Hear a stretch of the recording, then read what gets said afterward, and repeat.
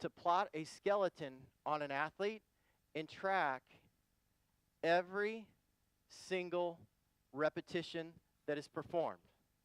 So our test went from 21 points to 249 points.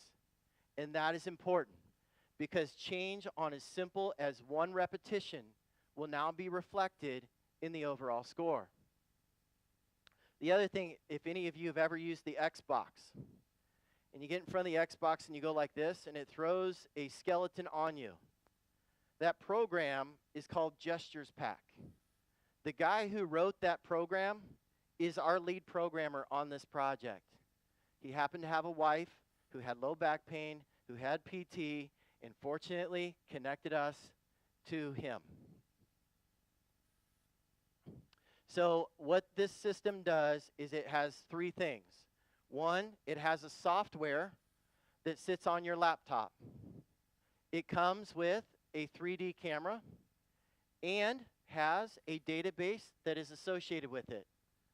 All of the algorithms run off of the database. This is key because it will collect data for every single subject that you see. So if you want to do research or you want to go through your data, you want to see if there are certain trends, you will be able to go through this system to pull reports to get that information.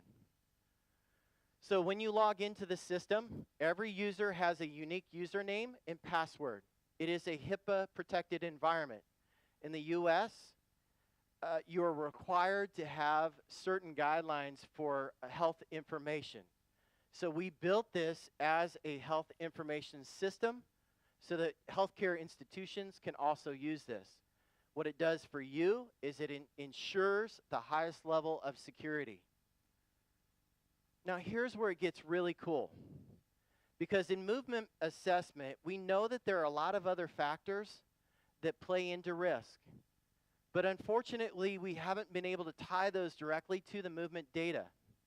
And what this system does is it will tie all of that information together. For example, we know that certain genders are at greater risk. We know that if you have a certain BMI, you're at a greater risk. We know that if you play a certain sport, you're at a greater risk. We know that if you've had a previous orthopedic injury, you're at greater risk. This system captures all of that. And that is fed into the algorithm for determining risk. This is the system as it is functioning in the alpha version. The release version is actually going to be more accurate than this. And what you see, there are no markers on me. The only reason that there's a sheet behind me is because there's a window back there and somebody walked by and the Kinect threw a skeleton on them. So when you do this test, it is tracking you through your entire range of motion, and it is scoring every single repetition that you perform. So what it allows us to do is automate movement assessment. It allows us a very objective measure, and it increases the sensitivity of the movement assessment that we had. But we didn't stop there. We wanted to include the demographic information. But we also know that symmetry is very important. It's not only important for performance, but it's also important for risk. So what this system does, because you have a step-up test, a single leg squat test, a single leg hop test, those three tests will give you 90 points on the right side and 90 points on the left side. So for the first time, you will have a measurement of symmetry or asymmetry in a closed kinetic chain. Now, we are not saying that this is the return to sport protocol. What we are saying is this will give you some very valuable information when making decisions on return to sport. But we didn't stop there. We wanted to measure the impact on performance. And because you will be entering in the person's body weight, and the system will capture vertical displacement, it will also give you asymmetry in power output.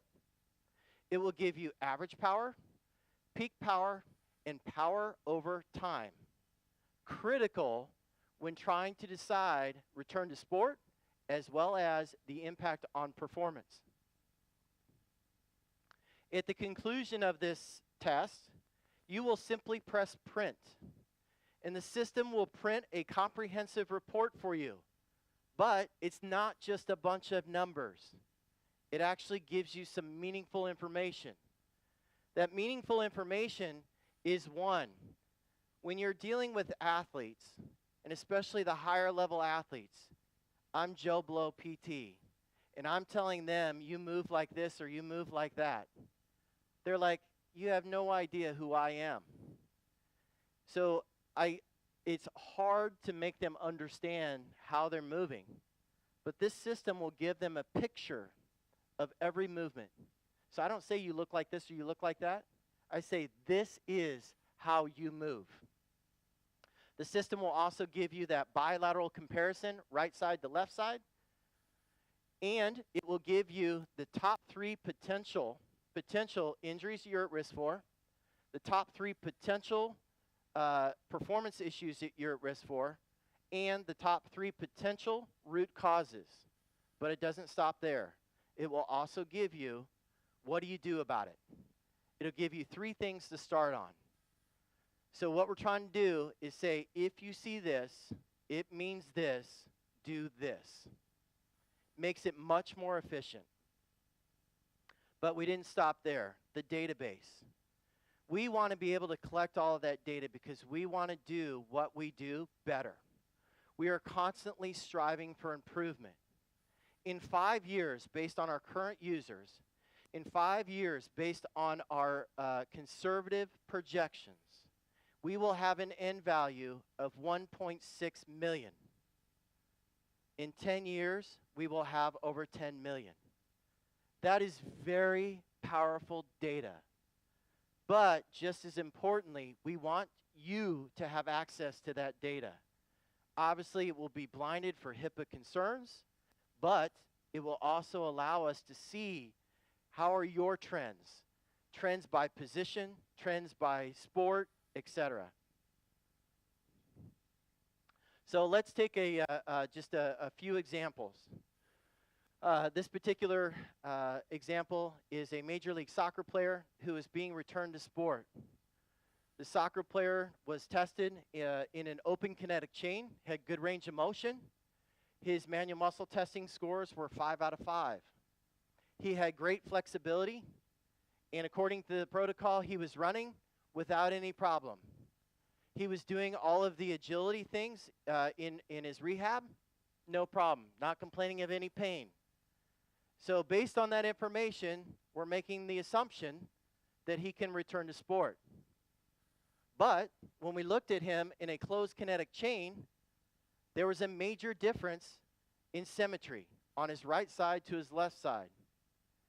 And asymmetry, which we know, one, puts his A.C.L. at risk just based on the motion alone, but also because of the asymmetry, also puts him at risk. So again, it's providing us a little bit more information to make a return to sport call. The next one is a USA soccer player, U17 Olympic Development Program. This young man had a proximal hamstring strain. He was treated for 6 months at a really high-level performance center. He was also doing performance training. He had range of motion within normal limits. Manual muscle testing scores 5 out of 5. He had good flexibility. He would describe pain later in the game. Only as he started to get fatigued would he start to have some pain. He felt like his pain, he felt like his weakness was limiting his athletic performance. So we tested him. We tested him in a rested state. Okay, I'm saying that for a very specific reason. Because when we tested him in a rested state with the dynamic movement assessment, this is how he moved. If he moves like this in a rested state, you can imagine what he moves like when he is fatigued. That makes me painful just looking at it, let alone running on it. So let's look at our last one. This is an Olympic athlete. You just saw one video of her. Range of motion within normal limits. Manual muscle testing scores 5 out of 5. Good flexibility. She was being treated on multiple bouts of physical therapy. She had 2 separate bouts of physical therapy, primarily working on open kinetic chain activities. She was complaining of IT band friction syndrome whenever she returned back to her sport. Her sport is steeplechase.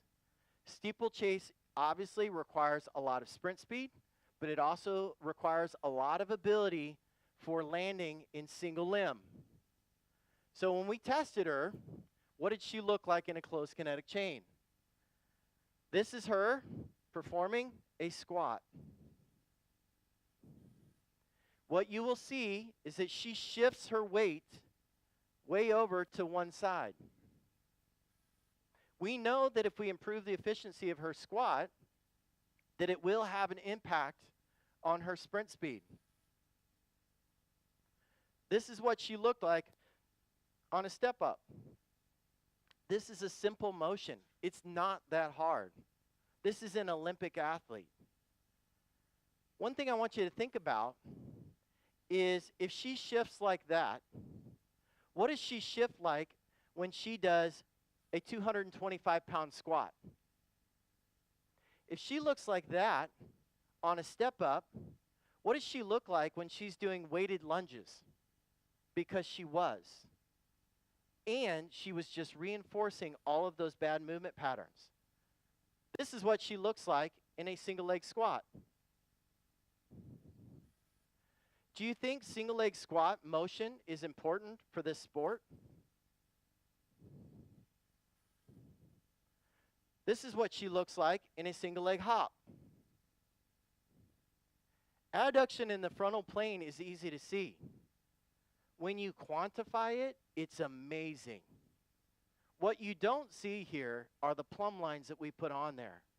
And when you put a plumb line on there, it is absolutely astonishing how significant that motion truly is.